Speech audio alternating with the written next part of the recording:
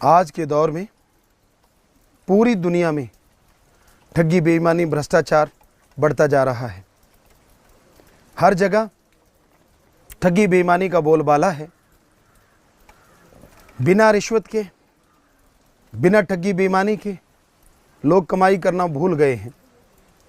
हर इंसान यही सोचता है कि अगर मैं ठगी बेईमानी नहीं करूँगा तो मेरी कुलों का या मेरा भरण पोषण कैसे होगा।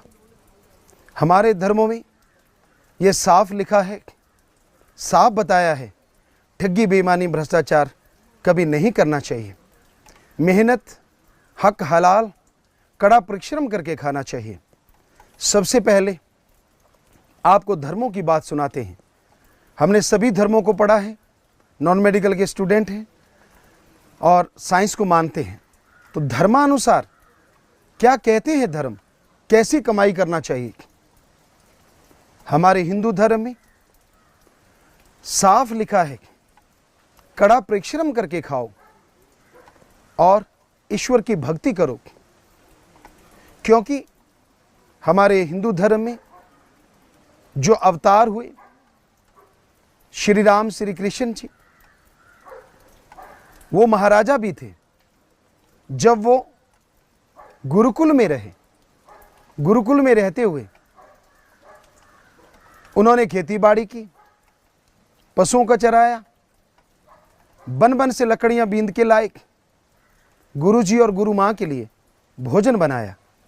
इसलिए उन्होंने लिखा कि आपको कर्मयोगी होना चाहिए और ईश्वर की भक्ति करना चाहिए। इसलिए हिंदू धर्म में लिखा है, मेहनत की करके खाओ और ईश्वर की भक्ति करो। इस्लाम धर्म में क्या लिखा है? इस्लाम धर्म के पैगंबर मोहम्मद साहब सारी जिंदगी करके खाया। इसलिए उन्होंने लिखा, हक हलाल की रोजी रोटी खाओ और अल्लाह की इबादत किया करो। यही बात सिख धर्म के 10 गुरु सहवान हुए, उन्होंने भी कहा। सभी गुरु सहवानों ने सारी जिंदगी कर्मठता से, पूरे हिम्मत से, मेहनत से, लगन से कर्म करके खाया। तो उन्होंने लिखा, दशानुवाद कीर्त करो और वाहिगुरु का नाम जपा करो। ईसाई धर्म के पैगंबर ईसा मसीह सारी जिंदगी करके खाया। इसलिए उन्होंने लिखा, हार्ड वर्क करो और गॉड्स प्रेयर किया करो। ठगी, बेईमानी, भ्रष्टाचार किसी भी धर्म में लागू नहीं है। हर धर्म में ठगी, बेईमानी, भ्रष्टाचार को पाप, गुनाह, हराम की कमाई बताया गया है। पर आज के दौर में लोभ लालच ने कैंसर की तरह जड़ें फैला ली हैं, बल्कि उससे भी भयानक। हर इंसान दूसरे इंसान को बेवकूफ बना के उसका धन छीनना चाहता है। कोई बेईमानी करता है, कोई रिश्वतखोरी करता है, कोई मीठा प्यारा होके लोगों का हक मार लेता है। तो धर्मानुसार ये गुनाह है, ये पाप है। पुरातन समय की बात है, 4 दोस्त थे, लेकिन चारों के चारों ठग थे, डाकू थे। तो एक अलग जगह पे चले गए। कई दिन सफर किया, रात सफर किया, वहां पहुंचे और उन्होंने डाका डाला। बहुत बड़ी रकम मिली, हीरे जवाहरात, सोना चांदी। उसे लेके वो वापिस चलने लगे। एक दिन चले, अगली रात, अगला दिन चले, तो खाने का सामान खत्म हो गया।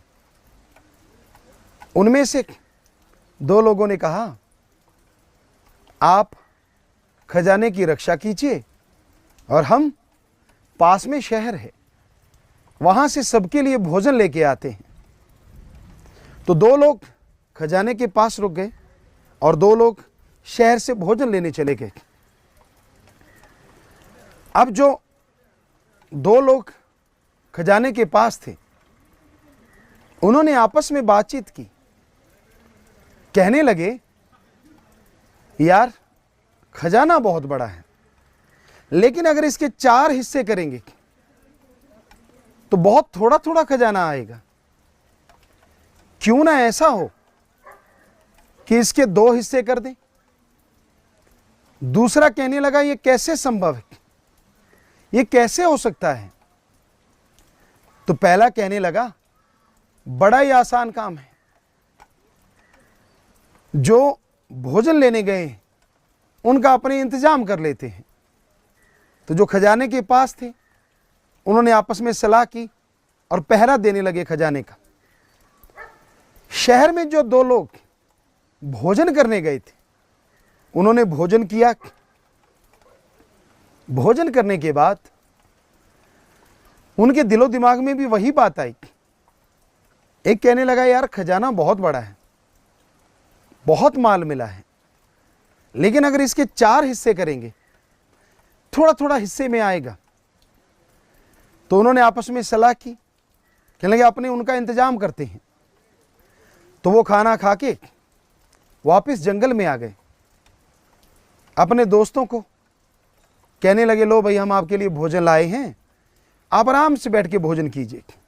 तो दोनों दोस्त खड़े हो गए सामने और कहने लगे यहाँ रख दीजिए। और जैसे वो भोजन रखने लगे उन्होंने तलवार तो हाथ में थी, झटके से तलवार चलाई, दोनों के सर कलम कर दिए, धड़ से सर अलग कर दिए। कहने लगे क्यों, अब खजाना आधा आधा हो गया, मिल बांट के खाएंगे, बहुत बड़ा खजाना है, पर अभी खाइए तो सही भोजन, पता चलेगा। दरअसल जो खाना खा के चले थे उन्होंने भोजन में विष मिला दिया था, जहर मिला दिया। तो वो दोनों खाना खाने लगे कि पहले खाना खाते हैं फिर खजाना बांटेंगे और चले जाएंगे।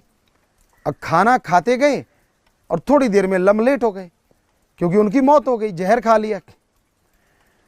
तो वो खजाना वहीं पड़ा रहा और चारों की मौत हो गई। तो इससे साबित होता है कि ठगी, बेईमानी, भ्रष्टाचार, दूसरे का सामान जो आप लूट के खाते हैं वो कभी फलता फूलता नहीं है।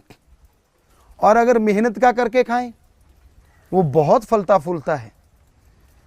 हमने खुद देखा है, शास्त्रनाम जी दाता रहबर, शाह मस्तान जी दाता रहबर की कृपा से जिस घर में जन्म हुआ हमारे पूज्य पिताजी, वो बहुत हक हलाल की खाने वाले थे, हक हलाल का भोजन खाते, ठगी, बेईमानी, भ्रष्टाचार से बहुत गुरेज करते थे।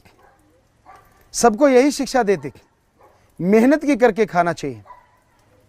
और जैसे मेहनत की करके खाते, कोई चंद रुपए भी उनके खाने की कोशिश करता तो वो पैसा उनके कभी हजम नहीं हुआ, कभी कोई बीमार पड़ जाता,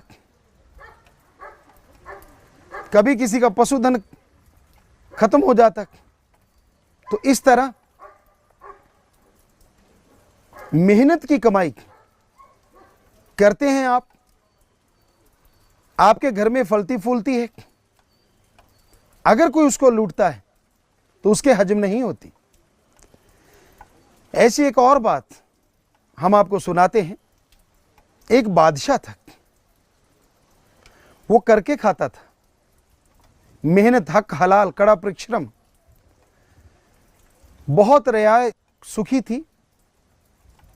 उनका खुद का एक नौकर था और वो नौकर बादशाह का अपना नौकर था। राज्य के खजाने में से बादशाह उसे तनख्वाह नहीं देता था।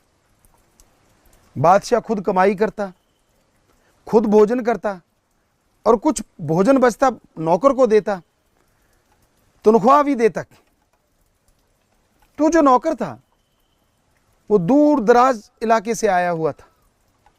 उसके पास एक संदेश आया, पैगाम आया कि भाई तेरी लड़की की शादी है,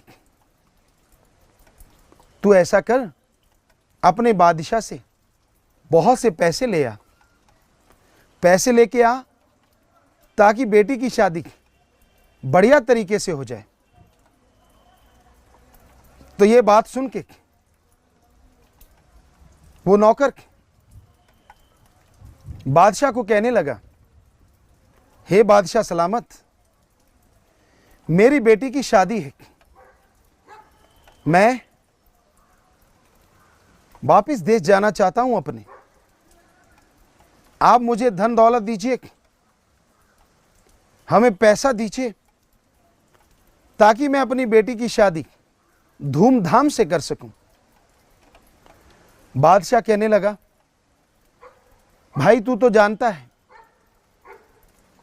मैं मेहनत की करके खाने वाला हूं, हक हलाल की रोजी रोटी खाता हूं, तेरी तनख्वाह कई महीनों की बाकी है और मेरे पास मेरा पर्सनल खजाना नहीं, फिर भी तुझे मैं कुछ अशरफियां दूंगा। 2 अशरफियां दी कि ये 2 अशरफियां ले जा, शादी धूमधाम से हो, ओम हरि अल्लाह से मैं इबादत करूंगा, भक्ति करूंगा, पर याद रखना ये मेरी हक हलाल कड़ी मेहनत की कमाई है, ये फलेगी फूलेगी। नौकर चुप रहा, क्योंकि बादशाह के सामने नौकर क्या बोल सकता है। नौकर ने पैसा लिया, 2 अशरफियां ली, उनको नमस्कार किया और अपने घर को चल दिए।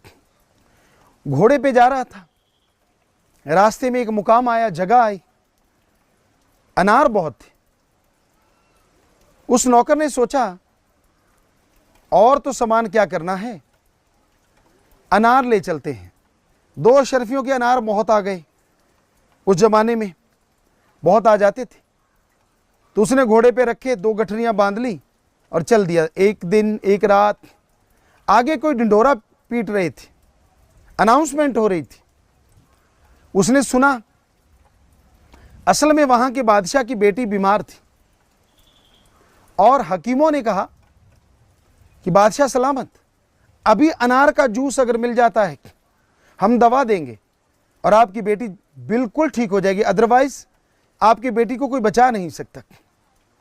ढिंढोरा पिटवाया जा रहा था, अनाउंसमेंट हो रही थी कि बादशाह की बेटी बीमार है, जो इस समय अनार देगा वो मुंह मांगा इनाम ले सकता है। उस नौकर ने अनाउंसमेंट वाले के पास जाकर पूछा, क्या अनार दिए जा सकते हैं और बादशाह वाकई मुंह मांगी मुराद पूरी करेगा? कहता हाँ, 2 कहाँ हैं, क्योंकि वो भी बादशाह का नौकर था। वो जानता था कि अगर इस नौकर को दूंगा तो ये खुद अपना नाम करेगा।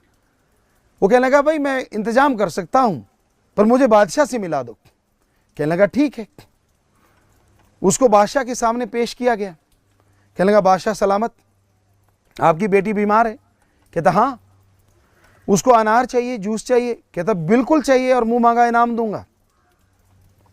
तो वो नौकर जिसकी बेटी की शादी थी जा रहा था, वहां से अपने घोड़े को खींच के लाया। कहने लगा, बादशाह सलामत, इसकी पीठ पे 2 गठरियां जो हैं वो सब अनार हैं, जितना मर्जी जूस बना लीजिए। सारे अनार वहां ढेरी कर दिए। बादशाह बहुत खुश हुआ। हकीम जो थे उन्होंने उसका जूस निकाला, दवा तैयार की और बादशाह की बेटी को पिला दिया। थोड़ी देर में बादशाह की बेटी ने आंखें खोल ली, उसकी बेहोशी टूट गई, वो उठ के बैठ गई। बादशाह बहुत खुश हुआ, कहने लगे कि आपने मेरी बेटी की जान बचाई है, मांगो क्या मांगते हो। तो वो नौकर हाथ जोड़ के खड़ा हो गया, बादशाह सलामत, सब कुछ है। तो बादशाह कहने लगा, आप कहां से आए हैं? उसने बताया, मैं फलां जगह से आया हूं और ऐसे ऐसे करके मेरी बेटी की शादी है, मुझे पैगाम आया था, पर मैं फलां बादशाह का नौकर हूं। उस बादशाह ने मुझे शादी के लिए भेजा है, पर वो बादशाह खुद मेहनत की करके खाता है, मुझे भी तनख्वाह मेहनत से देता है, तो मुझे उसने 2 अशरफियां दी, उसी से मैंने ये अनार खरीदे। कहने लगे, और क्या लेके आया? राजा ने पूछा, कहने लगा बादशाह सलामत, मैं तो बस ये अनार लेके आया था और उससे आपकी बेटी की जान बची। तो बादशाह बहुत खुश हुआ, कहने लगा ऐसा करो 4 रथ लेके आओ, सब सोना हीरे जवाहरात से लबालब भर दो, 3 रथ भर दो और एक रथ पे इसको बिठा के घोड़े आगे लगा लो, पीछे लगा लो, इसको इसके घर छोड़ के आओ, शादी में सब लोग साथ दो। तो उस नौकर को घर छोड़ने गए और उसने अपने बादशाह को लंबा लेट के माथा टेका, सजदा किया। कहने लगा बादशाह, तूने मुझे अपनी मेहनत की कमाई की 2 अशरफियां नहीं दी, बल्कि वो दौलत दी जिससे मेरा इस राजा के दरबार में इतना मान सम्मान हुआ और अब मेरी बेटी की शादी धूमधाम से होगी। सो कहने का मतलब, मेहनत की कमाई हमेशा फलती फूलती है और ठगी बेईमानी भ्रष्टाचार की कमाई बर्बाद कर देती है।